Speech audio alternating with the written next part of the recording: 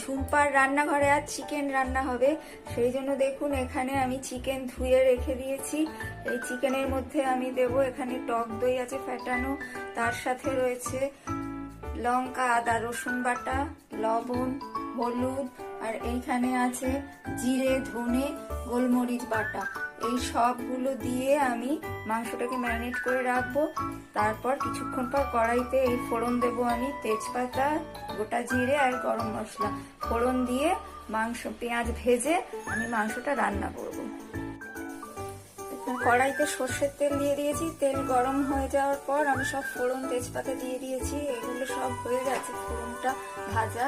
আমি এখানে পেঁয়াজ কুচি দিয়ে নাড়াচাড়া করে পেঁয়াজ দিয়ে দিলাম। পেঁয়াজটা ভালোভাবে ভেজে নিয়ে মাংসটা এর মধ্যে দিয়ে ভালো করে কষিয়ে নেব।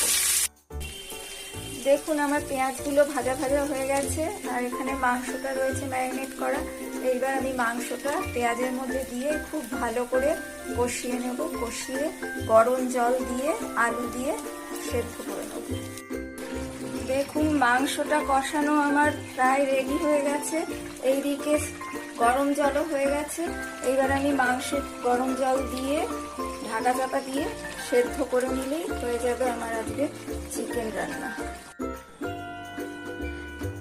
দেখুন বন্ধুরা, এই হচ্ছে আমার চিকেনের ফাইনাল লুক। আমার চিকেন রান্না হয়ে গেছে, এইবার আমি নামিয়ে নেব।